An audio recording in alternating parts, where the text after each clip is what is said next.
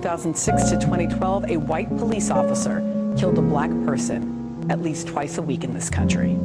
Ferguson, Missouri, where it took 6 days to release the name of an officer who shot an unarmed teenager to death.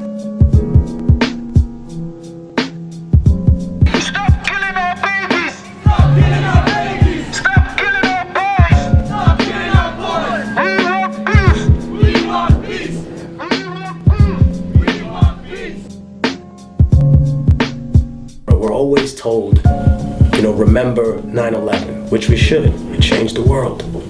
Remember the Holocaust, which we should. It's a horrible example of genocide and murder sanctioned by a state on a mass scale. But when we talk about slavery in this country and the African Holocaust, we're told to get over it. Forget that. That happened a long time ago. And I think that those people who say that are a failure to the human race. You're endangering us now through your forgetfulness to potentially repeat that. Should we continuously sweep it under the rug again and again? Forget slavery, it happened. No. When you forget slavery, then guess what? You endanger yourself to potentially be the victim of slavery yourself.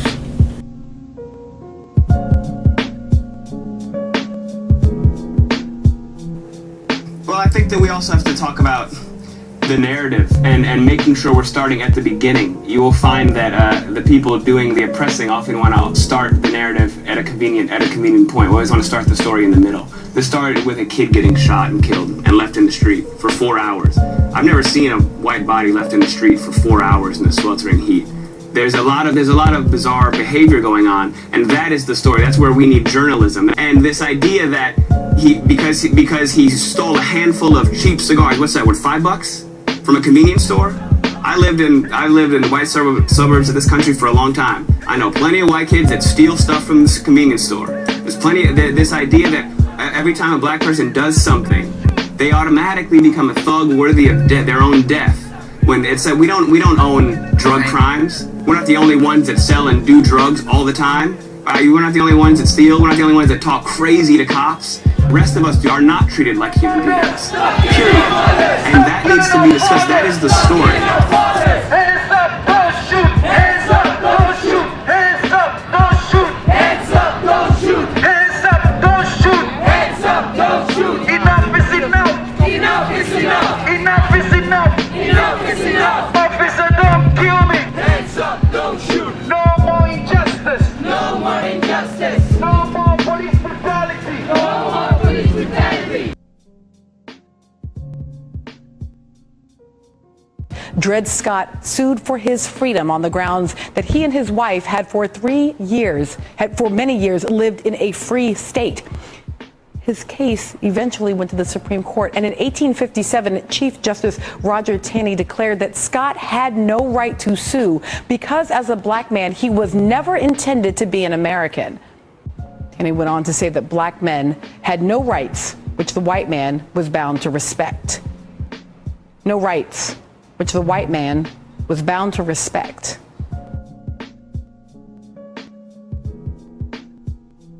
We zijn te bescheiden. Jullie hebben net die dame gehoord uit Amerika. En ze dacht dat ze alleen in stond. Ze is 2 jaar hier. Dus als ze dit subject, when she address it, she only hears no, it doesn't exist. But it was even invented here in this country. And they brought it to South Africa, to Suriname, Antilles, apartheid. They call it a nice word, apartheid. When you don't know the meaning of this word, you will think it's a compliment. You know, but it's not. Ik ben heel erg blij dat dit weer tot stand gekomen is. Met zoveel mensen is het goed, weet je. Maar de meer mensen, des te beter. Weet je, we moeten gewoon een Million Man March houden. Gewoon hier zo. Yeah. En vooral voor alle zwarte mensen wereldwijd, zelfs in andere planeten, als er ook zwarte mensen daar zijn. We vechten voor hun gewoon allemaal. Weet je, ik wil iets even duidelijk laten weten. Hoe ver ben je vrij en hoe ver heb jij de vrijheid om te doen wat jij goed vindt om te doen, weet je? Je hebt verschillende niveaus van slavernij. Je hebt fysieke slavernij, aan kettingen en dergelijke. Mensen dachten dat het al lang over was, 150 jaar geleden, et cetera, et cetera. Je hebt fysieke slavernij, je hebt geestelijke, mentale slavernij. En mensen houden controle over onze geest. Jouw geest moet vrij zijn. Het is niet van 365 dagen werken en 1 dag vrij. Het moet altijd vrij zijn. Je moet vrij kunnen denken wat jij wilt denken, zolang het maar goed is naar jouw hart. Er zijn verschillende mensen, verschillende denktypes, verschil moet er sowieso zijn. Dan heb je nog een andere vorm van slavernij en dat is financiële slavernij. Dat is nog erger dan fysieke slavernij, omdat wij zijn de hardste werkers van iedereen over de hele wereld. En wij laten de wereld draaien voor al die andere mensen, behalve voor onszelf. En hun worden alleen maar rijker hun worden alleen maar rijker daardoor en wij worden alleen maar armer. Wij kennen onze talenten wel, maar niet goed genoeg, zodat we onszelf moeten helpen. We werken ons de tierenlier voor hun, maar nooit never voor onszelf. Dat moet veranderen. Dat is de financiële slavernij. Mensen moeten boeken lezen om kennis op te doen van je vijanden en van je vrienden. Ja. Als je wil weten hoe je je vijand moet verslaan, moet je hem goed leren kennen. Je moet weten wie je vijand is. Als je niet weet wie je vijand is, ben je meteen verslagen. Dan ben je dood. Ga je gelijk. Je komt te laat voor je eigen begrafenis. Je moet gewoon kennis opdoen voor jezelf en weten wie je vijand is. En de laatste vorm van slavernij is de ergste, vind ik. Dat is de spirituele slavernij. Dat zijn geesten, dingen die wij niet zien. Geesten die controle hebben over ons, waar we niks van weten. Die we ons links naar voren en naar achteren kan schuiven zonder dat we het doorhebben. Die ons laat praten zonder dat we het doorhebben. Mensen die daar controle over hebben, laten de hele wereld bewegen hoe hun willen. Zonder dat wij beseffen hoe het zo tot stand gekomen is. En wij denken nog steeds, we zitten nog in de lichamelijke slavernij. Laat staan geestelijke en financiële slavernij. En als je vrij bent, doe er iets goeds mee. En probeer je mind vrij te houden, kennis opdoen. Every 28 hours, a black man gets shot in the United States of America. Yeah. And it's not different from the ethnic profiling that we see here in Amsterdam. It's not different from the ethnic profiling that we see in South Africa and all other people, all other places where people of color live. It's the same system of white supremacy, the same system of racism, oppression, colonialism, which has been in existence for a few centuries. So we have to keep educating ourselves. We have to keep, developing ourselves to understand what is happening in this world. Because only when we have this wisdom, this understanding, and continue to stand up for ourselves, we can break free from this system. As Marcus Garvey said, emancipate yourselves from mental slavery.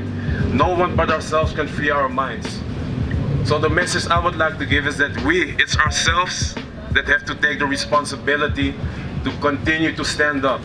Not just when another youth gets shot dead, but also when we see Black Pete on the 5th of December, when we see instances of ethnic profiling, when we see people get discriminated on the labor market, when you see youths getting, sent to lower levels of education, it's the same system of institutional racism.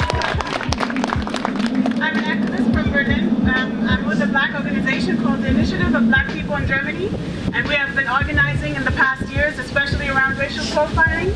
So I think it's really important that we know that you are not alone, and that we are also there to organize.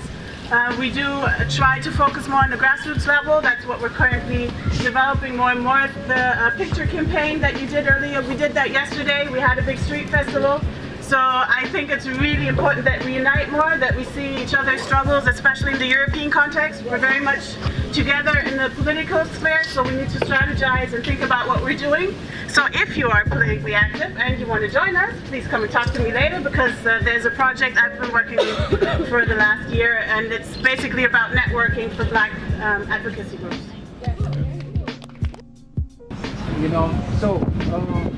I'll count to 3. We're gonna make a lot of noise. I don't wanna hear no one say the sound. It's like I got to do. You're not in the club. Just go crazy with me. Let's go crazy for our brothers and sisters, because we love them and they're not. Okay, 1, 2, 3.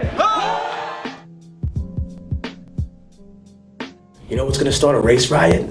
Not talking about these issues. Sweeping them under the rug again and again.